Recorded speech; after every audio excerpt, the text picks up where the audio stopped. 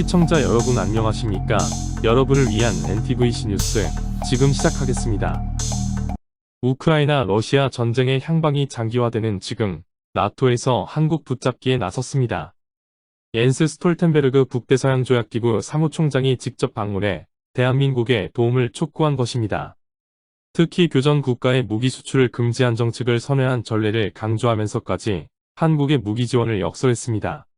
어떠한 이유로 세계 최대 방위조약의 수장이 한국의 지원을 요청했는지 NTVC 뉴스와 함께 알아보겠습니다. 지난 30일 진행한 특별 강연에서 스톨텐베르그 사무총장은 한국의 군사 지원을 촉구했습니다. 한국이 우크라이나 전쟁에서 식량과 피복 등 인도적인 지원을 제공하고 있지만 군사 장비를 포함한 한층 더 적극적인 지원을 요청한 것입니다. 특히 총장은 이번 방안에서 한국과의 파트너십 강화를 토픽으로 한 특별 강연까지 진행하며 이번 전쟁으로 바뀐 전 세계의 판도에서 한국과의 관계가 나토에게 중요한 요소임을 호소했습니다. 특히 구체적으로 독일, 스웨덴, 노르웨이 등이 우크라이나에 대해 무기 수출 금지를 해제한 사례를 거론하며 그것이 민주주의를 지지하고 항구적인 평화를 위한 유일한 방법인 것을 깨달았기 때문이라고 설명했습니다. 하지만 우리 정부는 여전히 경제적 인도적 지원이 아닌 살상 무기 지원은 불가능하다는 입장을 견지하고 있습니다. 이처럼 나토 총장이 직접 찾아오면서까지 한국에 도움을 필요로 하는 이유는 바로 방위 능력의 부족입니다. 나토는 세계 최대의 방위조약이라는 허울 좋은 이름을 달고 있지만 허술하기 짝이 없는 구조입니다. 북대서양조약의 핵심 가입국인 독일, 프랑스, 영국 등은 안보 무임승차국이라 해도 좋을 정도였습니다. 특히 이들이 조약의 주 적국인 러시아에서 값싼 천연가스를 수입하며 경제성장과 복지 증대를 이루는 동안 안보 측면에서는 미국의 안보 우산에 기댄 채 그야말로 무책임한 모습을 보였기 때문입니다. 전통적인 기갑강국 독일이 국방예산의 삭감으로 전차 대신 빗자루를 다른 트럭으로 훈련한 적이 있을 정도입니다.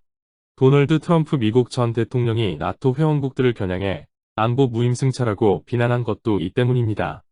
정리하자면 평시에 준비태세를 게을리하다 사태가 벌어지자 부랴부랴 준비태세가 잘 된 한국에 도움을 청하는 것입니다. 나토 회원국과 달리 대한민국은 준비되어 있었습니다.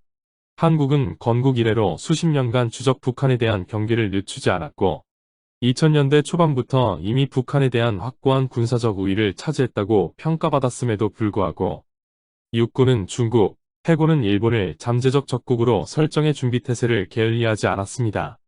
미국과 러시아 다음 가는 군사강국인 중국이나 일본도 이제 한국의 군사력을 쉽게 무시하지 못하는 상황입니다. 한편 유럽의 작태는 꼴불견이지만 한국이 도와줄 필요가 있다는 목소리도 있습니다. 그 이유는 바로 많은 유럽 국가들이 한국과 북한 혹은 타 국가 사이에 전쟁이 터질 경우 자동으로 한국의 지원군을 파병해줄 중요한 지원국이자 아군이기 때문입니다. 유엔군 사령부에 소속되어 있는 총 18개국의 전력제공국들의 나토의 주요 회원국도 포함되는데요.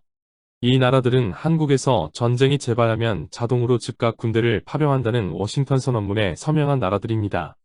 이 중 일부는 주한 유엔 사령부에 연락장교를 파병하고 주기적으로 한미연합군과 군사훈련을 하고 있으며 이들은 한국 땅에 전쟁이 재발할 시 유엔군 사령부 후방기지 7곳에 전개되어 한국을 지원할 예정입니다.